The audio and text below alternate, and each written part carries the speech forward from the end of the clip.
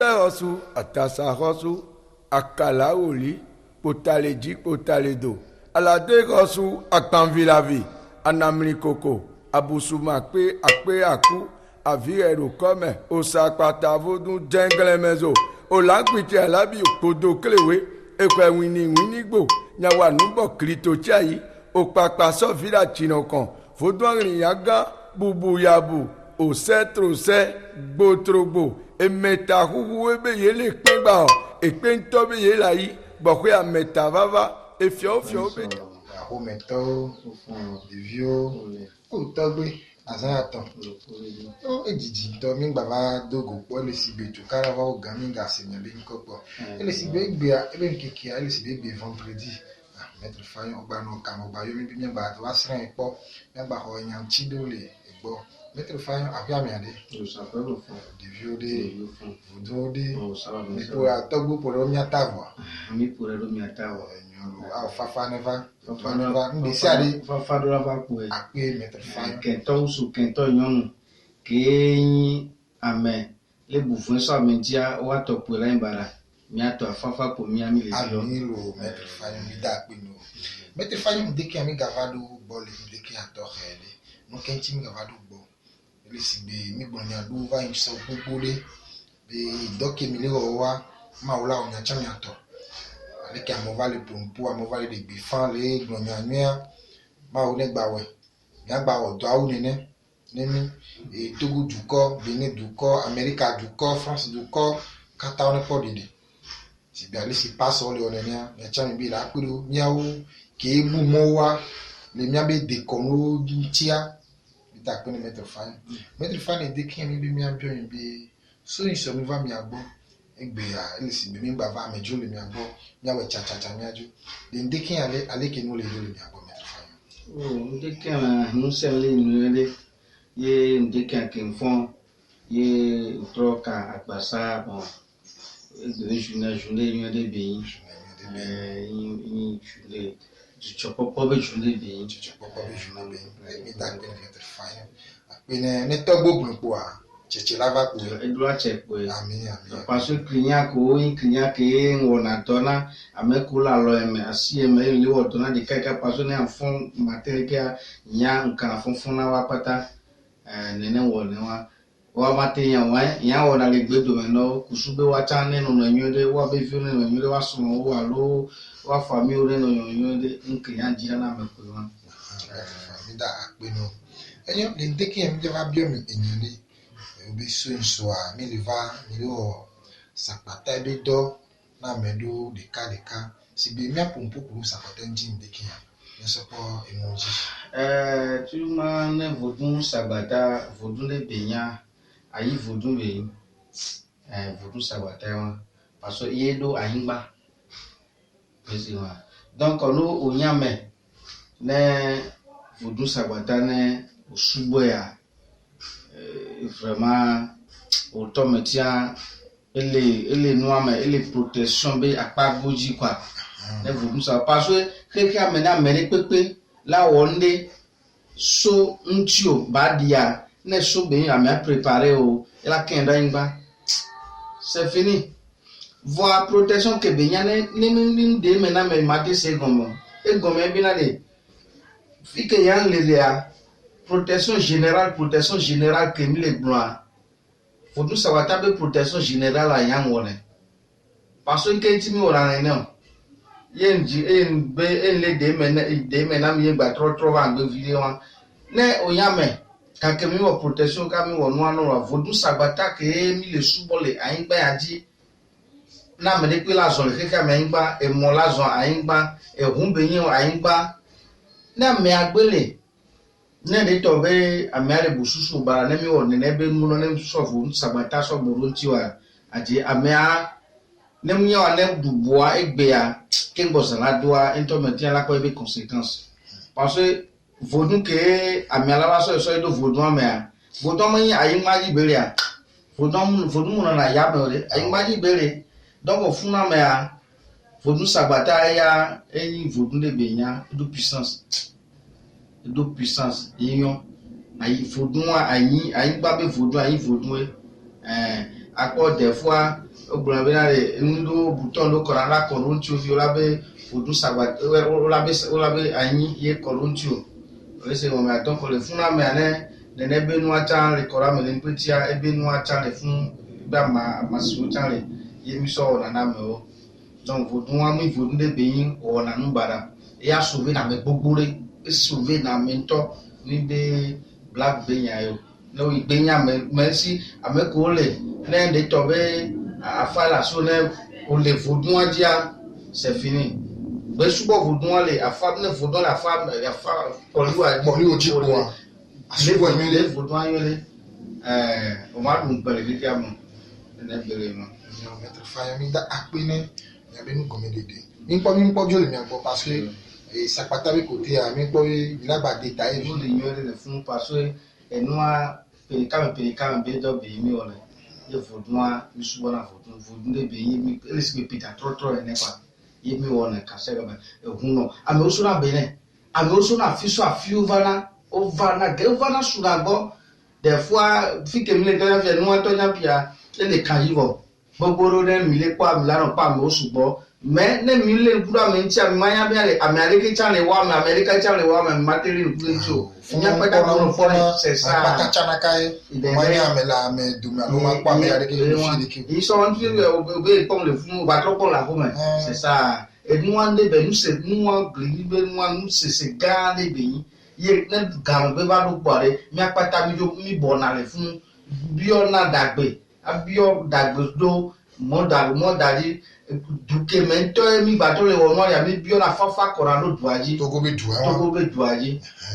amekenya me vodun si ko va fun alo huno ko va fun mi bio na dagbe so amenti ine wo nya mede le akpa ngoji ne client de ne ole wo do na client funa le va funa la ba do da bio da na client le fufa mi be na mi fa fun pa mi bio na mi anto do kwe alo bi ora mi na ne o ino mettre famille da qui parce que les dikin ya les so inso mi kwa mi le funu ale ke no le do to ka mi kwa mi ile si be nchi gbebe ndikin mi mi atete wa mi abo mi abio mi ale ke grije bi le do ma parce que kwa mi we le aya ne mi aya re sen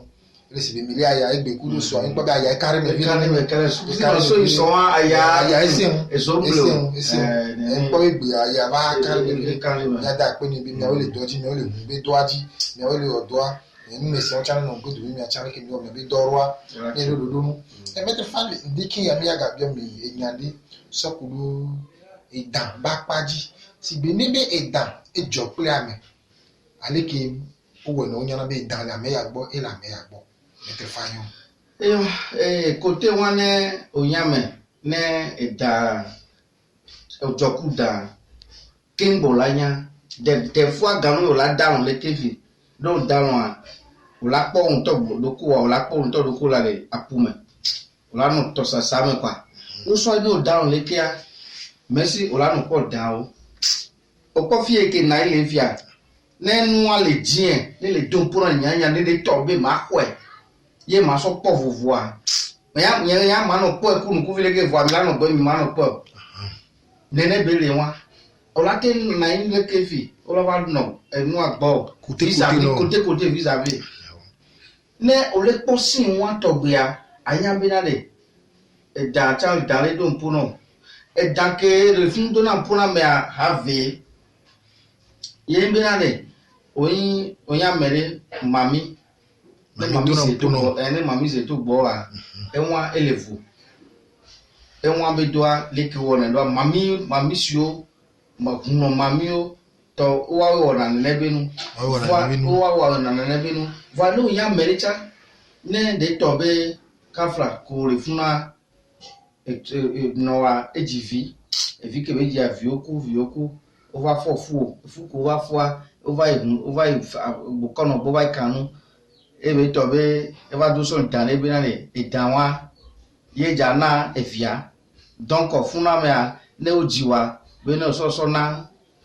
eda ye ya lo we ne oji de yo na ji va se ka gba ceremony kele fun ami wo ami won fun ami atros na dansi nya se be o dansi e wa ami amu idano e dansi o yo na donc ameke o blatana ye vodwan be no ayo na be dansi ke yo be dano le se ngoma donc le akpa godia amewa cérémonie ko le fane wea fa la vane va vodu danwa ke be nya obio ma vodu le benya enyo ke ga ami gbon le e dan we va dono sibe e dan we va na ke se no be no amesi woti keji c'est ça woti keji amesa me zova yina miabe e dan parce que ne amesa me dan on to me di que na e dan wa ele tio amesa me be dan e be na le bon chance o le se no me va ne dan ne be mu ano po ase fini o la wonwa wa ne to be on to me dan na ipo vai po vodu dan le vai dogbera uswad on to me tia vai bion le vodu dan bon le vodu so no wa ne so e be so na zika sinon eya do principe de beni ela na do kese no bon fije ela ba to ko zika ne munya wala to ko zika eya be dewa ne munya wala to ko zika va de me de la kwango di de vele vodun wa to bebe enuade sena vodun de ne le bi na vodun ela po kese no be enwa e kokoro le nu ame wala to no be nu ale kan gbalu asian le gbe a o ma gogo yongo gramereke o la no nu ale ke agba do nu ale ke beni yi pare c'est fini ogun to me ja mo la huno fafade voir que be mo la huno fafade ya nde ka le fun ye nu ato ja code de le fun ye ameke o la ba ko bate wo me be ti dono ou soit ameke la ya me la te passer dans le to ja la te danwa o la te kanu la te nya be le dans la c'est aller noaji et danwa ya do kesino be ela de ya na kesino be no va kesino be ke be ja na wa e danwale e to ba ho be alo danwale no ba ho me ye no yi funna no ba jo gbe dale fun o te o le gbegba o la gbe no le dan bo nele nenia dynamic ke po be nele on to be te mi la li dan no on to be te la ho dan mi bi o la li ba no gba no inu gan le ko mo o la li dan na o la ho dan no wa mi ami ho dan mi li na dan na me jamane mi no wa o ma ya fiya se gra be ko la ba yi e to be fa me alo no be fa be da wa na nu e la san da yo la wa na po mi ato nu ku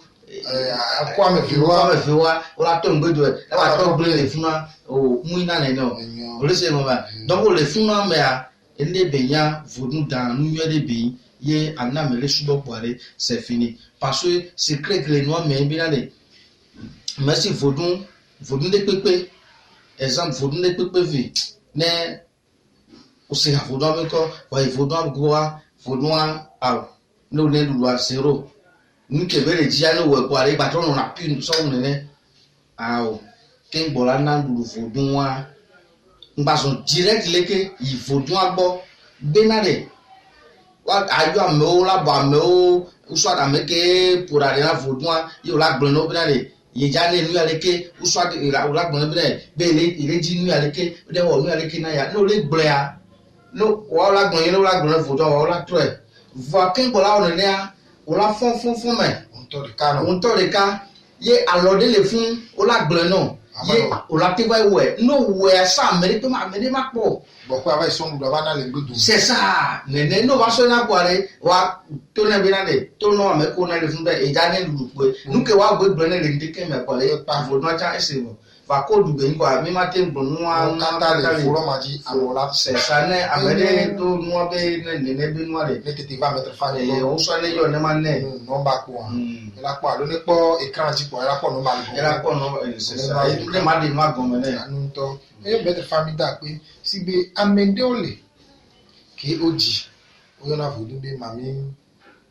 o na adewa puke e mami sika e no leke sigbe no o va je va zin ame ade no me ko do na mu da bo o va zin ame better fanyo le côté wa mami sika ko to wa ko gbe via ende benya nde me na mi vide sans to no aja parce que nde benya kengbe o la te zewa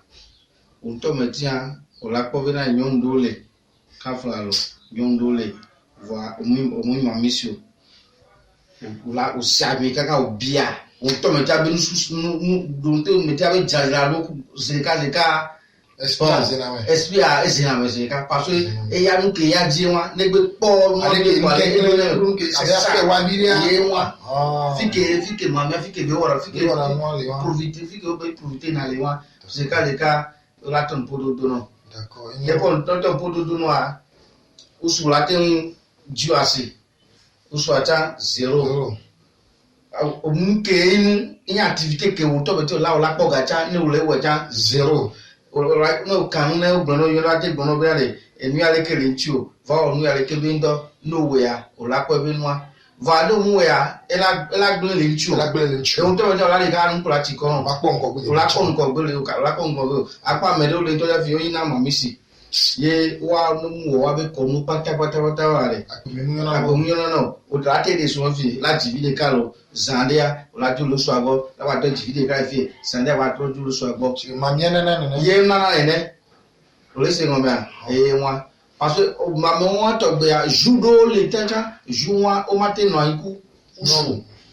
ne nyon na me anya mate na ku na iku usu ne ame usu be ya mate na iku nyon e juwa parce que ça e dile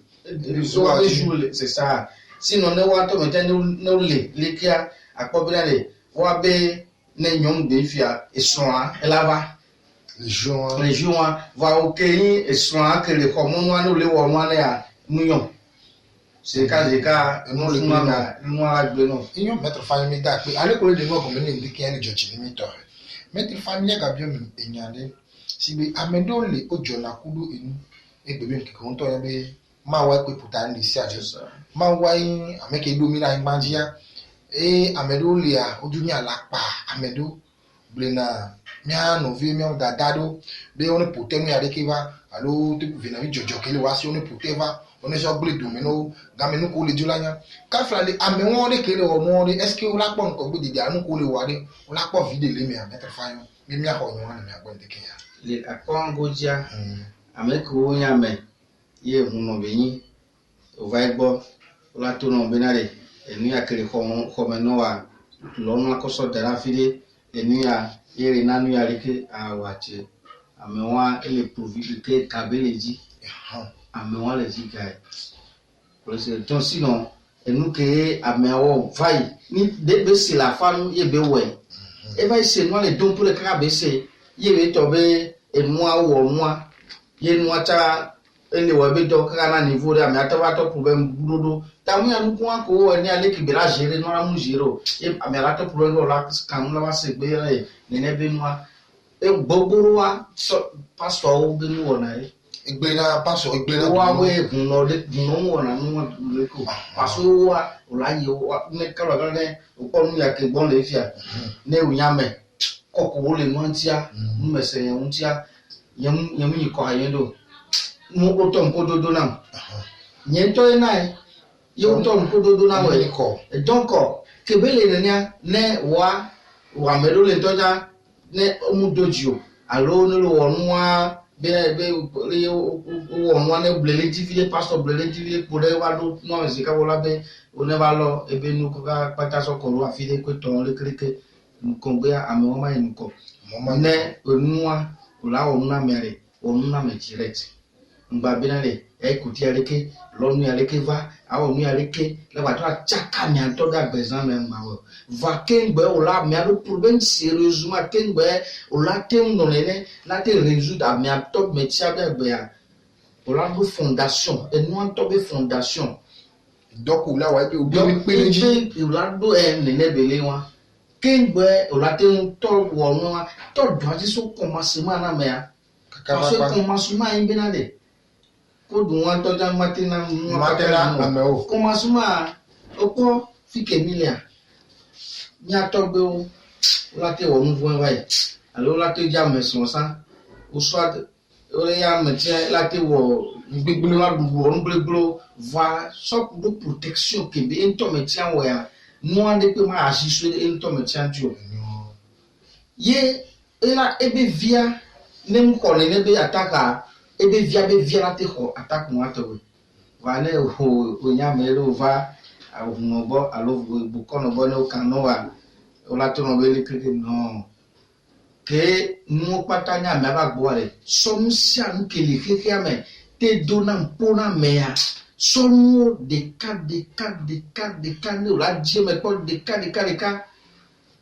la régler parce que nous sommes avec nous je nous avec et na ye amele do problème awo e wa vai nous avec et na awo e va o so afabo o so afaso dare problème ka amele do an ka me problème ka ti bele do problème o la te se be azena no amele do problème o na se be côté alika munyo akotre côté bu apẹjapọ tọrẹ kò tẹ agbọjìdẹrọ àmì àtọwé dọńtì yé òlàsọwọ dọnà vanu lẹwọ nìyẹn nukọ gbé ara ní ọnà ontọmẹtì ọlá yẹn nukọ owó ẹ náà mìá ẹjọjì náà mìá yé àmì àtọjì àmì ẹbú náà owó ẹ ẹrẹ wọ náà olè nukọ wẹ wa. olè nukọ wọn parce que lisi olè nukọ egbe ko nya ebi dọ wa olè nukọ wọn. olè nukọ wa fún ayé nẹnẹ olè fúlọ abẹ alẹ mẹ léwọlé kíá zero ọmọ yìí nukọ gbọdọ ọmọ yìí nukọ mi bí pàrẹ bí yẹn o. níjọ mẹtiri fani mi dà pé do èèyàn ta ndeke alẹ́ kò gbàdé inú ògùn ní míyá dá pé fífi tọ̀bí yá bí ọ èdè mẹtiri fani síbi àmẹ́kẹ́dó náà bìnnà bí jọjọ ipa sọ̀bìrì náà ó bí náà ó ní sọ ẹ̀fà inú wọn àlàpà bí náà ẹsẹ̀ àmì wọn bá gbé sáwọn adé bá yán náà mọ̀ mẹtiri fani. àmì àgbẹ̀sámi lágbélé náà. àmì wọn bá gbẹ̀sámi lágbélé bàṣọ kẹ́tì bí lágbélé vìnàvíò yìí kò yí vìnàvíà vẹ̀gán wa ẹjọ́ lè gbọ́ vẹ̀gán wa ẹjọ́ lè gbọ́ wa. Normalement be silemonia orulawe daro aparika ye ke wa o vai o ngbegbele o nuke mu o mati wole kika mo va we ye mu le jumpo no wa pas la de to be vai lo no so korona o ame ato me chena wole ke kwa e la souffrir le nto be agbe ma nyo no Inyo metri fanyo eto enua asenta be ye mi leji kaka na gambe enua muso benavio benavio kena benavio mi vodo na benavio vodo be yen donc côté wa benavio côté mo ameni pengba o ese wan to ja ko le keke amo ele sigbele ke amero le to na vi ye afala no don poron o la kwafa no kwafa afa ne elbelegba ola do elegba nu no ola wo ebelegba no ne wo ebelegba no wa amekeva wo huno keva wo alobu kon ke lawa wo nwa amakela do gomena nwa unso amanyele daro gomena mo bo azandia enu achana to mpoto do no uso enu la bloquer enu ke na okwafacha o manya ye bukon rira no ene be do la gban olegba no gbon wa ora jara o 7 jours to jam ntama enwa mu be vibre be no o gba na me ajole en ba ja ken ba o de gba na me abele gba paso nke inu wa o la so yo mi le kefe ama enu me te fa ale ko de me ni ale enya ko la bon to podo to amekele de no adam agbo amekele dugodo amekele Togo Benin Cameroun Tunisie France o la se be o musera vi na vi ble na conseil ko la na o le vina va pas goji la le funa mene conseil que mana na medere na medele na me alo problème que be doa munya problème fi que be so enwa ne va bokono bo wa kanne be na le vina vi na kele gbo ina o la te va te wo to le nuanti ne fa trop le vina vio olate le vina violate wone mais no to na mere binale a mere so vina no ava allo touch ma me ado mere love ngbate po gberegbero la gbere ne ngbate po ne me tele si no gun me ade la te pe fa go fa ro me te fa ne ame won to gbele ne nke bele nke nu ne gbe no ne mu le se gun mere ne te gogo ne me ajiji pe bele a ne yo ame ono na jiji pe oyo na wona dona mpuna sunua sodura afidi pepe nene bele wa no yo manu ko le from ade gomen no o ko ka jile ka ne le pompole ka kamem na ile ko donc endo le ni gbogbo do ya yin gbegbe na le o ma yom ye o la biom keke amebe zanza afokeji la to le keke ame nu de ka nu ko munya wa de le keke ame ne ojibe anyare yom eke yin to me cha nya ma gbo no eke yin munya ma to no be yin munya wo paso america munya no vo no enyo nda pe nene nda pero nya otale ndikin ya me ti fa mi agbon be ale ko de no me ka so ine mi agbon be egbebe nkeke ya mi ga ta chi mi agbon be ní ìsàndé ìwọ̀n lò bye bye.